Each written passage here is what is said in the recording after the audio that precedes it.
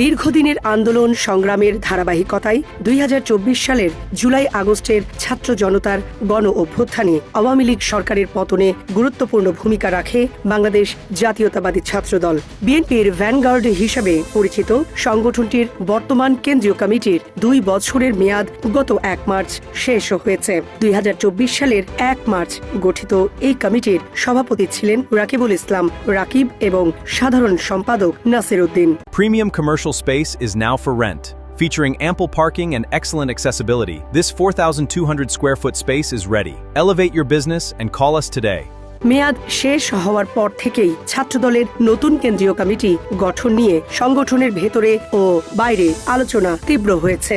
সামাজিক যোগাযোগ মাধ্যম থেকে শুরু করে রাজনৈতিক অঙ্গন জুড়ে সম্ভাব্য সভাপতি ও সাধারণ সম্পাদক নিয়ে চলছে নানা জল্পনা কল্পনা। দলীয় সূত্র বলছে, বিএনপির শীর্ষ পর্যায়ে নতুন নেতৃত্ব চূড়ান্ত করার বিষয়ে আলোচনা প্রায় শেষ পর্যায়ে রয়েছে। আন্দোলন সংগ্রামে সক্রিয়, কারাবরণকারী, নির্যাতনের শিকার এবং সাংগঠনিক দক্ষ নেতাদের অগ্রাধিকার দেওয়ার বিষয়টি গুরুত্ব পাচ্ছে।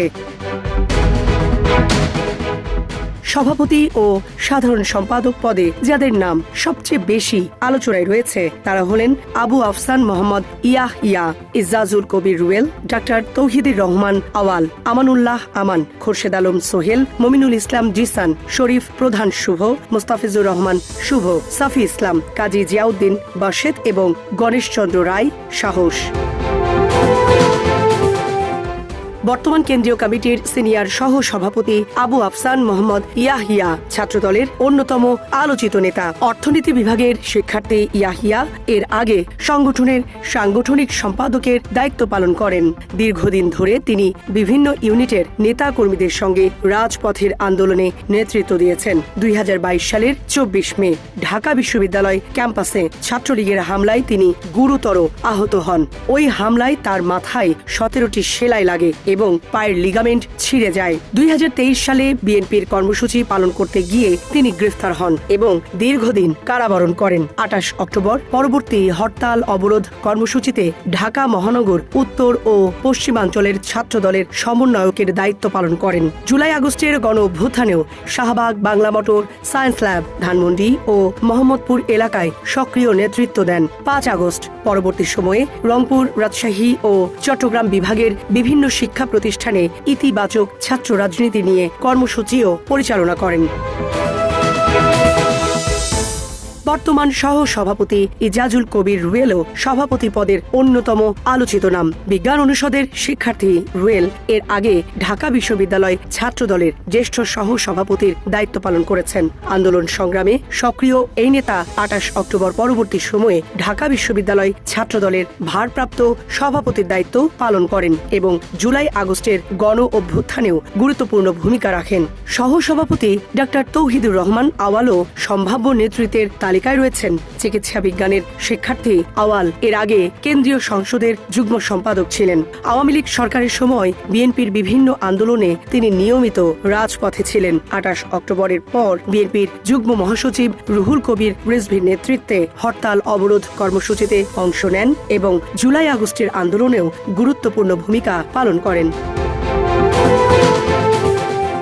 বর্তমান সাংগঠনিক সম্পাদক আমানুল্লাহ আমানও আলোচনায় রয়েছেন। সঙ্গীত বিভাগের শিক্ষার্থী আমান এর আগে কেন্দ্রীয় সংসদের যুগ্ম সম্পাদক ছিলেন। ২৮ অক্টোবর পরবর্তী আন্দোলনে গ্রেফতার হয়ে ২ মাস কারাগারে ছিলেন এবং রিমান্ডে নির্যাতনের শিকার হন। ৫ আগস্টের পর রংপুর ও রাজশাহী বিভাগের বিভিন্ন শিক্ষা প্রতিষ্ঠানে সংগঠনকে পুনর্গঠন এবং ইতিবাচক ছাত্র রাজনীতি নিয়ে কর্মসূচি পরিচালনা করেন। ১ নম্বর যুগ্ম সম্পাদক মমিনুল ইসলাম জিসানও সভাপতি কিংবা সাধারণ সম্পাদক পদের শক্তিশালী দাবিদার হিসাবে আলোচনায় রয়েছেন। রাষ্ট্রবিজ্ঞান বিভাগের শিক্ষার্থী জিসান অতীতে একাধিকবার হামলা, মামলা ও কারাবরণের শিকার হয়েছেন। ২০২৩ সালে ডিবি পুলিশের হাতে গ্রেফতার হয়ে দীর্ঘদিন কারাগারে ছিলেন। জুলাই আগস্টের গণ অভ্যুত্থানেও তিনি সক্রিয় ভূমিকা পালন করেন।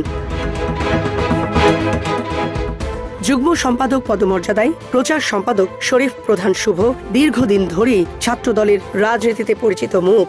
রাষ্ট্রবিজ্ঞান বিভাগের শিক্ষার্থী শরীফ এর আগে সাহিত্য ও প্রকাশনা সম্পাদকের দায়িত্ব পালন করেন। 2021 সালে ছাত্রলীগের হামলায় তার একটি হাত ভেঙে যায়। একই বছর নয়াপল্টনে বিএনপির সমাবেশ থেকে গ্রেফতার হয়ে 6 মাস কারাগারে ছিলেন। জুলাই আগস্টের আন্দোলনের প্রথম দিন থেকেই তিনি মাঠে সক্রিয় ছিলেন। ঢাকা বিশ্ববিদ্যালয় ছাত্রদলের সভাপতি গণেশচন্দ্র রায় সাহসও সম্ভাব্য নেতৃত্বের তালিকায় রয়েছেন। ঢাকা বিশ্ববিদ্যালয় ক্যাম্পাসে কেন্দ্রীয় কর্মসূচি সফল করতে তিনি গুরুত্বপূর্ণ ভূমিকা পালন করেছেন এবং আন্দোলন সংগ্রামে ধারাবাহিকভাবে সক্রিয় ছিলেন। এছাড়া সম্ভাব্য নেতৃত্বের আলোচনায় রয়েছেন খুরশেদ আলম সোহেল, মোস্তাফিজুর রহমান শুভ, সাফি ইসলাম এবং কাজী জিয়াউদ্দিন বাশেদ। সংগঠনের বিভিন্ন পর্যায়ে দীর্ঘদিন দায়িত্ব পালন এবং আন্দোলন সংগ্রামে সক্রিয় ভূমিকার কারণে তারাও শীর্ষ নেতৃত্বের বিবেচনায় রয়েছেন বলে দলীয় সূত্রে জানা গেছে। জীবন অবাক না করলে কে করবে? 28% মিল্ক ফ্যাটের অবাক করার সাথে ফ্রেশ মিল্ক পাউডার। জীবন অবাক করুক প্রতিদিন। পদ প্রত্যাশীরা বলছেন, বর্তমান রাজনৈতিক বাস্তবতায় আন্দোলনে পরীক্ষিত ও সাংগঠনিকভাবে দক্ষ নেতাদের নেতৃত্বে আনলে সংগঠন আরও শক্তিশালী হবে। একই সঙ্গে তারা জানিয়েছেন, চূড়ান্ত সিদ্ধান্ত নেবেন বিএনপির ভারপ্রাপ্ত চেয়ারম্যান তারেক রহমান এবং তার সিদ্ধান্তই সবাই মেনে নেবেন। সামরিনা প্রীতি, ঢাকা এক্সপ্রেস।